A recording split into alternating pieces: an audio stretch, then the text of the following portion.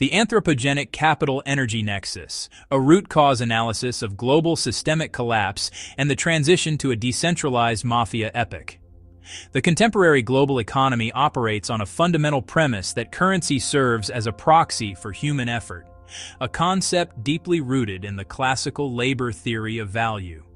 When major geopolitical and biological shocks, such as the COVID-19 pandemic, the Russia-Ukraine conflict, and the 2026 US-Iran war, erase between $30 trillion and $40 trillion in market valuation and economic output, they represent the literal destruction of decades of accumulated human exertion. This loss is not merely a numerical fluctuation in brokerage accounts, but a systemic evaporation of the surplus energy required to maintain civilization's complex infrastructures. As the global energy matrix shifts toward a total reliance on electricity while remaining tethered to the volatile costs of crude oil, a feedback loop of industrial paralysis, banking insolvency, and sovereign desperation emerges. This analysis examines the mechanisms by which high energy costs trigger a cascading failure of the social contract, leading to a state where essential services, water, health, and security, are co-opted by non-state criminal actors in a post-industrial depression. The labor theory of value, cash as crystallized human effort. To understand the magnitude of the current global crisis, one must first recognize the relationship between money and labor. The labor theory of value, LTV, as developed by Adam Smith, David Ricardo, and most extensively Karl Marx, posits that the economic value of a good or service is determined by the total amount of socially necessary labor required for its production. In this framework, commodities are viewed as crystallized labor, or congelations of homogeneous human labor power. Smith argued that the price of a commodity reflects the labor the purchaser must expend to acquire it, essentially treating money as a command over the labor of others. Marx further distinguished between concrete labor, which creates utility, and abstract labor, which provides exchange value. When an individual saves cash, they are, in effect, storing their past labor, their life activity, for future consumption. Therefore, a global financial crash is not just a loss of digits. It is the annihilation of the crystallized human effort that workers have traded their time and health to acquire. The process of economic exchange creates a vast web of social labor, and the current instability threatens to unravel this entire structure. The magnitude of erased labor, 2020-2026. The scale of labor value destruction over the last 6 years is unprecedented in modern history. The COVID-19 pandemic alone resulted in a global GDP loss estimated between $17 trillion and $35 trillion. In the first 9 months of 2020, workers globally saw their income fall by $3.5 trillion, equivalent to a 10% loss in total global earnings. This initial erosion was compounded by the 2022 food and energy crises stemming from the Russia-Ukraine war, which destroyed significant portions of Russia's oil export capacity, approximately 40% of its total output, and disrupted global supply chains. The 2026 US-Iran conflict added a further $4.5 trillion, $6 trillion USD loss to global stock markets within its first weeks, as Brent crude spiraled toward $120 per barrel due to the closure of the Strait of Hormuz. Event: COVID-19 pandemic, 2020-2024. Estimated economic market loss, $17.35 trillion. Primary mechanism: lockdowns, supply chain breakage, service sector collapse. Event: Russia-Ukraine war, 2022, ongoing. Estimated loss: $1.53 trillion. Primary mechanism: energy price spikes, 40% loss of Russian export capacity. Event: US-Iran war, 2026. Estimated loss: $6.0+ trillion. Primary mechanism: Strait of Hormuz closure, 20 mm BBLD supply deficit. Cumulative total: $30, $40+ trillion.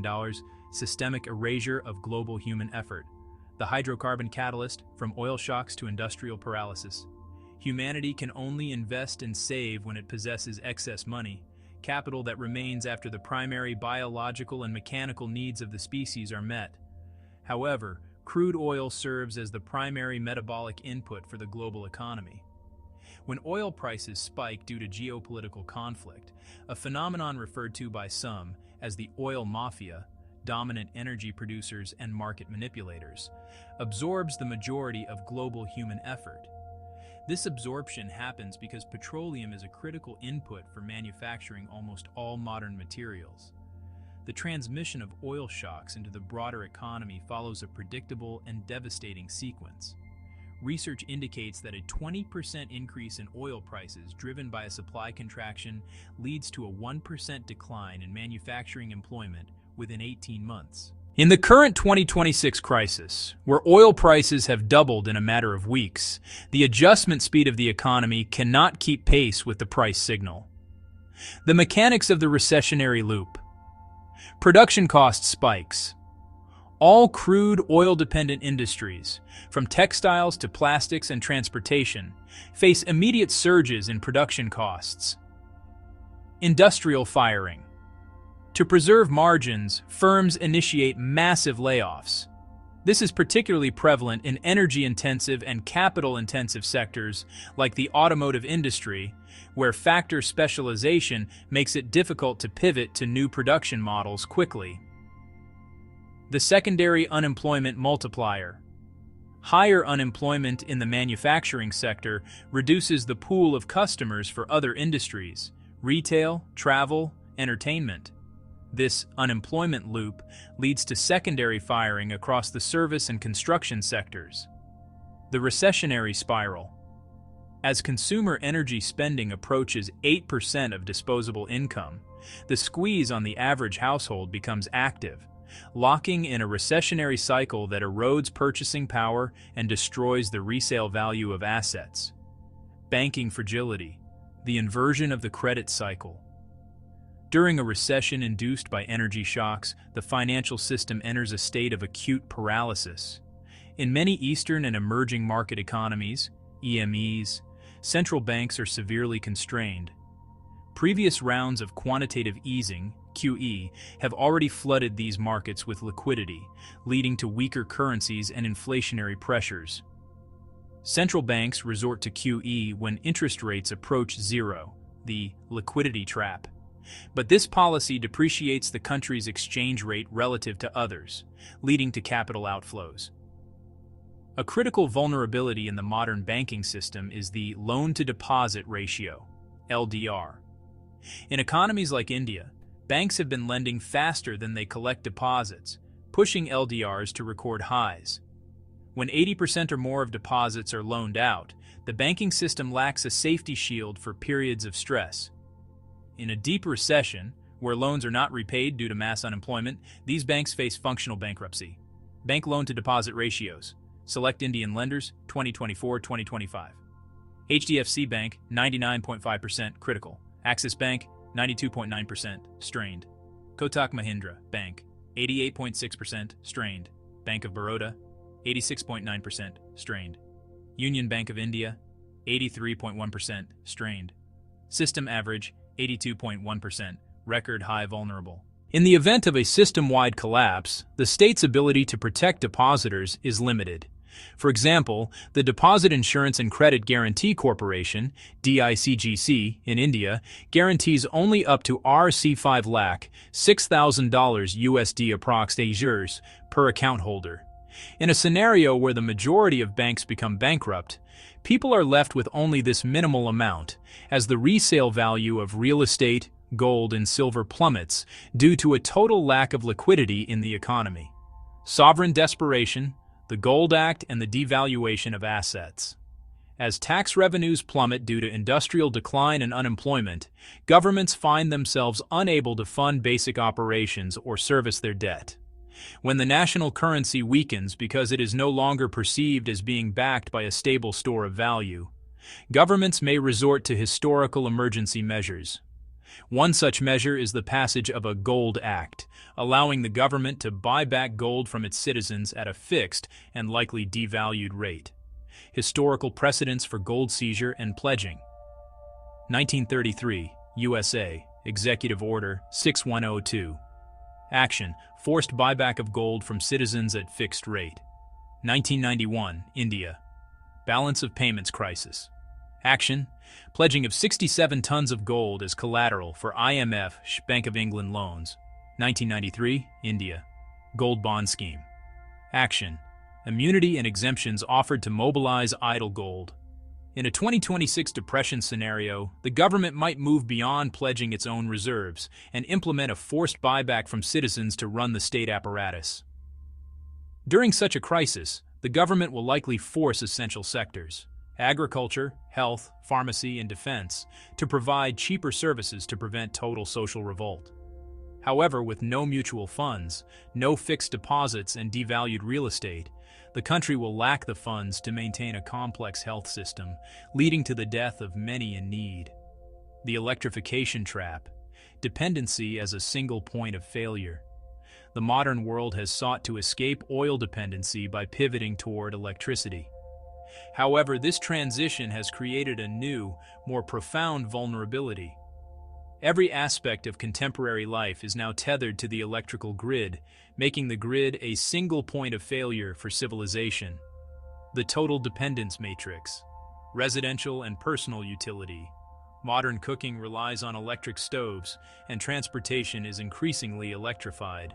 Automation, both home and industrial, has exponentially increased the demand for power. Digital and AI economy. The increasing dependence on data, artificial intelligence, and social media platforms consumes massive amounts of electricity. Data center usage in the US has tripled over the past decade and is projected to double again by 2028. Humanoid robots. As human labor is replaced by humanoid robots, the energy once provided by human caloric intake is replaced by electricity, further increasing grid load. Habitability and AC. Rising global temperatures make air conditioning a necessity for survival in many regions. If the grid fails, these spaces become uninhabitable. Water and agriculture. Modern plumbing and irrigation systems are run on electricity. If there is no power, there is no water. Without water, agriculture fails, leading to massive food inflation and depression. The paradox of 2026 is that high crude oil prices lead directly to high electricity prices, as many regions still rely on oil-fired or gas-fired thermal plants. This increase in electricity costs leads to a deceleration in technological advancement, a crash in the share prices of tech companies, and a global depression combined with multiple wars. Biological fragility, medicalization, and the collapse of immunity. A significant factor in the projected high death toll during a system collapse is the medicalization of society. Medicalization is the process by which personal, social, and behavioral issues are redefined as medical conditions to be treated by the biomedical complex. This has led to a conflation of health and healthcare, where individuals view their well-being as dependent on medical intervention rather than innate resilience. The iatrogenic crisis. Decades of reliance on hospitals and pharmaceuticals have, according to some theories, weakened the population's innate immunity. Ivan Illich's concept of social iatrogenesis describes the proliferation of diseases caused by the expansion of medical categories into everyday life. In the event of an infrastructure collapse, hospital dependency. People accustomed to managed care find themselves vulnerable when health insurance companies lose their liquidity and hospital systems lose power. Nosocomial risks. Failing healthcare systems become breeding grounds for antibiotic-resistant (ABR) infections. ABR already costs the global healthcare system $693 billion annually. Sanitary system collapse. Without electricity to run waste filtering and sanitation systems, infections spread rapidly. Population immunity, compromised by medicalization, fails to combat these chronic diseases of the infrastructure. Neurochemical anarchy. Withdrawal and the regression to primal instincts. The transition to an animalistic state among the youth is driven by a massive, synchronized neurochemical withdrawal. Modern youth have been conditioned by an environment of infinite digital stimulation and cheap dopamine hits delivered via social media and online entertainment. The collapse of the electrical grid and digital infrastructure forces an involuntary dopamine fast, triggering acute psychological distress. Digital and instant gratification withdrawal. The removal of instant gratification, defined by the ability to receive immediate rewards through digital interactions, causes a profound destabilization of the brain's reward system. Because the brakes of the prefrontal cortex are underdeveloped in adolescents and young adults, the loss of these habitual stimuli leads to intense cravings and irritability. Youth respond to the absence of digital hits with defiance and extreme agitation. Emotional dysregulation. The brain, trained for constant stimulation, loses its tolerance for silence or calm, manifesting as mood swings and a persistent sense of unease. Primitive regression. As higher-order cognitive traits like creativity and focus collapse without their digital scaffolding, the brain reverts to its basal region, governing survival-driven territorialism and resource competition. The crisis of substance withdrawal. The economic wipeout, loss of FDs, cash, and assets, simultaneously removes the financial means for millions of addicted individuals to sustain their habits. This triggers a behavioral withdrawal that mirrors pharmacological withdrawal, including negative affect, loss of concentration, and heightened frustration. Aggression relief loop. Research indicates that when prevented from taking substances, addicted individuals engage in physical assault, mugging, and violent crime as a form of relief seeking. Systemic violence. On a mass scale, this creates risky communities where domestic violence, spousal abuse, and gang wars explode as addicts are pushed toward desperation. The Mafia epic, rise of the capital cartels. As the state fails to provide security, justice, or basic utilities, a vacuum is created that is filled by predatory organized crime networks. This phenomenon occurs when a state fails to deliver political goods, leading the population to turn to criminal groups for protection and services. The shadow state and weaponized addiction. Research on mafia states shows that criminal organizations often provide or maintain services like water, electricity, and law enforcement in the absence of the state. In this epoch, mafias weaponize the neurochemical vulnerabilities of the youth. Utility and drug control. Mafias and cartels co-opt public goods like water and electricity, reselling them on the black market at 10x prices. Debt bondage. Organized crime groups use the mass withdrawal crisis to their advantage by providing food, drugs, or limited digital connectivity for free, only to hold youth accountable for the cost later through forced labor or criminal service, a modern form of debt bondage. Militia recruitment. Frustrated, feralized youth are diverted into the underworld, where they serve as bear sticks or clubs for criminal syndicates. Forecasting the terminal phase, the digital dark age. The culmination of these root causes, erased labor value, oil-driven unemployment, banking insolvency, and electrification dependency, leads to a terminal phase of global depression. In this phase, the maintenance of electrical systems for generation, transmission, and distribution becomes impossible. The cascading failure sequence, energy famine, high oil costs force nations to ration power. South Sudan, for example, generates 96% of its power from oil. High prices lead to city-wide shutdowns. Infrastructure decay.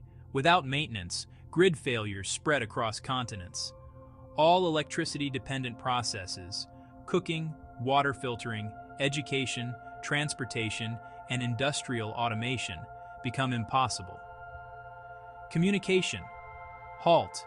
Mobile-dependent activities, online shopping, and digital communication come to a halt. The internet, described as an interdependent and interconnected system, collapses without the underlying power grid. Habitation crisis. Urban areas with air conditioning dependency become unlivable.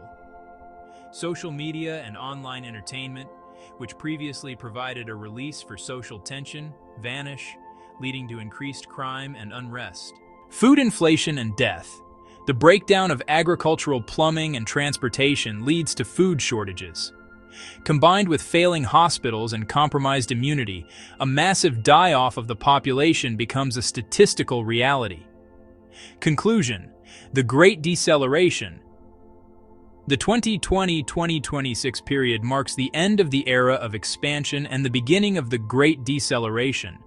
The root cause analysis demonstrates that when cash, the proxy for human effort, is destroyed at the scale of $40 trillion, the complexity of modern civilization cannot be maintained. The shift to electricity was intended as a solution to oil dependency, but it has instead created a more concentrated and fragile vulnerability. The future forecast suggests a world where the social contract is replaced by the mafia contract. In this decentralized epoch, survival depends not on global markets or government promises, but on localized control of energy and water. The medicalized population will face a harsh biological reckoning, and the oil mafia will have successfully transitioned into a capital mafia that controls the remaining flickers of the digital age. To survive the coming decades, humanity must move away from its total dependency on fragile, centralized grids and medicalized systems, or face the terminal consequences of a world that has exhausted its excess money and its crystallized labor. Summary of systemic failure vectors. Vector, energy. Impact, oil price, 120 BBL. Consequence, total grid failure and deindustrialization. Vector, finance. Impact, bank LDRs, 82%.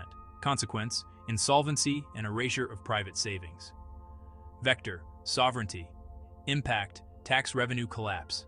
Consequence, gold axe and forced asset seizures. Vector, technology. Impact, data center power shortage. Consequence, deceleration of AI and automation. Vector, biological. Impact, medical system insolvency. Consequence, high mortality. Vector, governance. Impact, policing failure. Consequence, rule by global capital and drug mafias. The digital and industrial achievements of the last century were built on the premise of cheap energy and stable labor value storage.